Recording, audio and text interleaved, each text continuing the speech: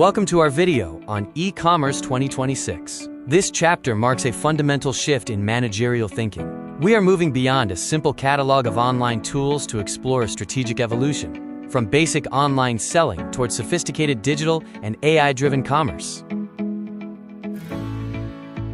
Imagine it is 10:17 p.m. and orders are pouring in. SBI Beauty is celebrating a record-breaking night. Yet there is a hidden tension. The business struggles to recognize the same customer across its 5 distinct channels. SBI Beauty is winning on sales volume, but losing the customer relationship. 70% of their online revenue comes from platforms, yet data remains siloed, costs are unmeasured, and the customer journey is fragmented. This creates a, quote, success trap. Rising short-term revenue masks a long-term capability gap. Relying entirely on external platforms means a single algorithm or policy change can expose the business's underlying dependency. 3 critical questions reveal the truth of your digital maturity. Can you reach existing customers if a channel stops? Can you identify product profitability within 24 hours? Is one person accountable for your data? By the end of this video, you will be able to read any e-commerce business using a structured framework. Observe, classify, analyze, compare, evaluate, and decide. Digital maturity is a scale of integration, rising as technology moves deeper into your operations. Remember, a higher level isn't automatically better.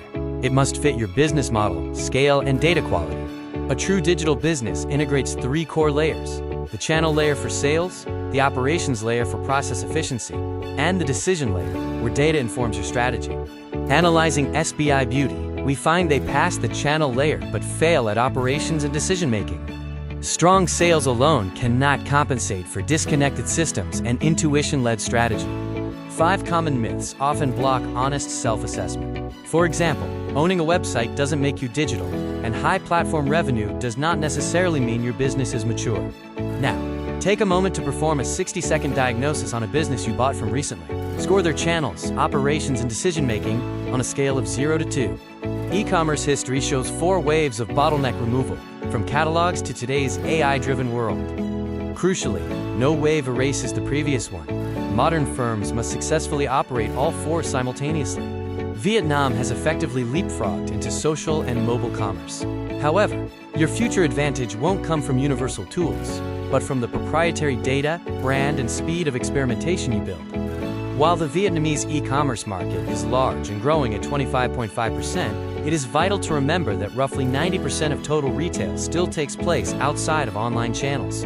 Finally, note that the market is heavily concentrated in just 2 platforms. This reality shifts bargaining power, making your ability to manage financial risk in the face of platform changes more critical than ever. Let's begin with a core principle. Market size matters only when it changes a decision. A 25% growth rate suggests room for expansion, while high market concentration signals limited alternatives. Remember, 90% of spending is still offline, and fashion and beauty categories lead the charge in digital penetration. Every transaction relies on 6 infrastructure layers: connectivity, devices, identity, payment, delivery, and data. These layers do more than just facilitate a sale. They determine which business models are even viable. A weakness in any one of these can fundamentally limit your competitive potential. Profitability is often eroded by returns far more silently than it is built by advertising. By analyzing a typical order with a 10% return rate, we see how significant the costs of delivery, packaging, and shrinkage become. Improving return rates is often a more powerful profit lever than price adjustments. By 2026, governance is no longer optional. It is a central component of your business model. As Vietnam's new regulations take effect, successful companies will treat transparency, data storage, and consumer protection as foundations for sustainable growth, rather than just compliance burdens. It is important to remember that the order, not the payment method, defines e-commerce. Whether it's a marketplace order with cash on delivery, a click-and-collect purchase, or a deal closed in a social chat, the digital ordering process is the defining characteristic of this space. The same product often demands entirely different business models across sectors. B2C requires speed and high volume, while B2B demands a focus on credit and negotiation. A common and costly error is applying B2C assumptions, like assuming ads always produce orders, to B2B contexts. Marketplaces create value by systematically removing friction in search, verification, enforcement, and logistics. The ultimate measure of a platform's strength is how much risk it absorbs for both buyers and sellers.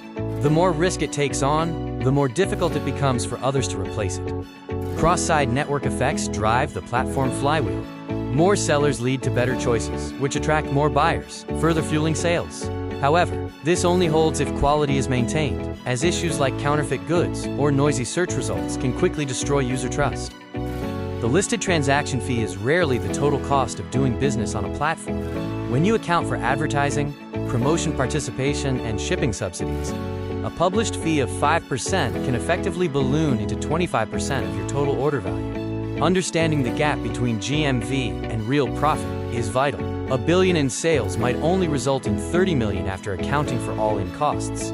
This reality illustrates why sales volume alone is a poor metric for evaluating the true health of an e-commerce operation. Balancing your presence requires a weighted multi-homing strategy. You should use marketplaces for the reach they provide, but simultaneously invest in an owned channel to secure relationships and long-term retention. This combination is essential for balancing immediate scale with long-term business resilience. Social commerce operates on the principle that the journey starts long before the customer intends to buy.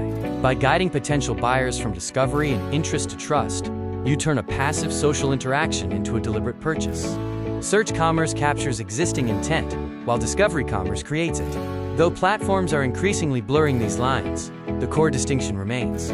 One responds to a need, while the other triggers it through engaging content, creators, and live experiences.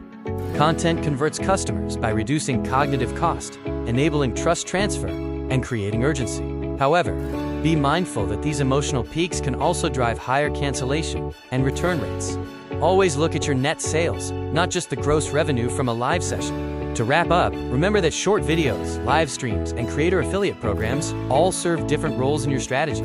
Short videos trigger interest, live streams drive interaction, and affiliates borrow trust at scale. Choose the right tool for the specific job your product needs.